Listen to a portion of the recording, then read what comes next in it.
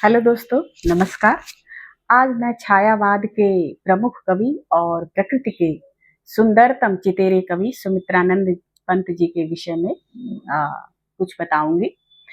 तो जो सुमित्रानंदन पंत जी थे वह प्रकृति की गोद में ही पैदा हुए थे 1900 ईस्वी में, और इनकी मृत्यु जो है वो 1977 ईस्वी में हुई थी।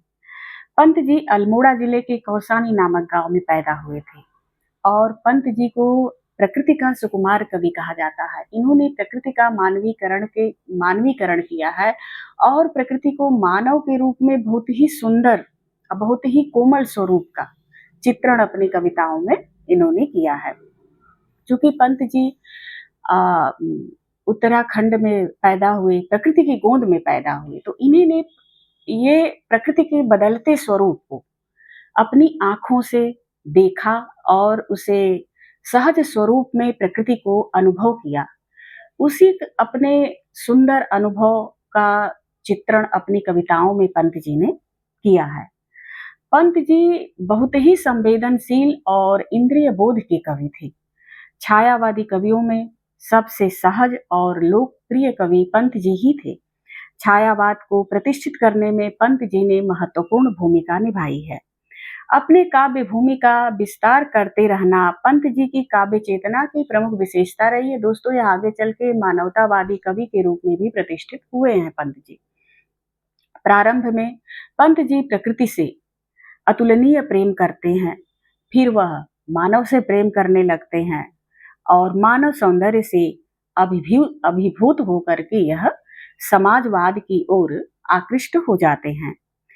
उसके बाद ये अरविंद दर्शन से प्रभावित होते हैं।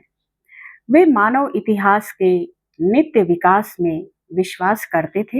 ये अतिवादिता और संकीर्णता के घोर विरोधी थे।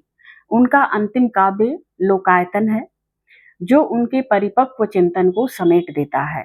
लोकायतन के अलावा भी पंत जी की बहुत सारी काव्य रचनाएं हैं जो काफी प्रसिद्ध हैं, जिसमें है उच्छ्वास है, पल्लव है, वीणा है, ग्रंथि है, गुंजन है, युगांत है, युगवाणी है, ग्राम्या है, स्वर्णधूलि है, स्वर्ण किरण है, आदि रचनाएं हैं। पंत जी की काव्य की सबसे प्रमुख जो विशेषताएं हैं वह है प्रकृति के कोमल स्वरूप का चित्रण करना, और दूसरी है अतुलनीय कल्पनाशीलता के साथ काव्य रचना करना, और मानवतावादी दृष्टिकोण के इर्द गिर्द ही उनकी कविताएं घूमती रहती हैं और उनके जीवन में चीजें घटित होती हैं वह संपूर्ण चीजें उनकी कविताओं में दिखाई पड़ती हैं। पंत जी हैं वो प्रकृति के चितेरे कवि रहे हैं, कोमल भावुकता और कल्पनाशीलता के कवि रहे हैं। युग चेतना और प्रगतिशीलता इनका प्रमुख गुण रहा है।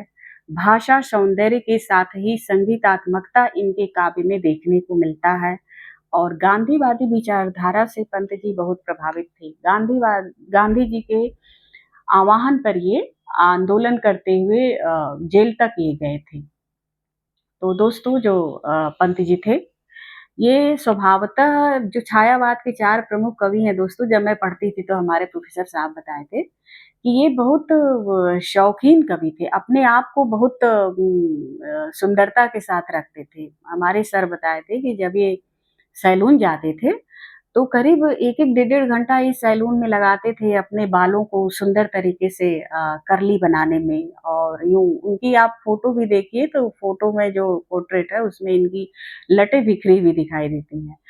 तो ये काफी शौकीन और फैशनेबल कवि रहे हैं छायावाद के चारों कवियों में। तो दोस्तों, यह स्वभावतः तो सुंदर कविता करते ही थे और प्रकृति के काफी करीब थे और अपने ऊपर भी दोस्तों ये बहुत ध्यान देते थे, हमारे सुमित्रानंदन पंत जी।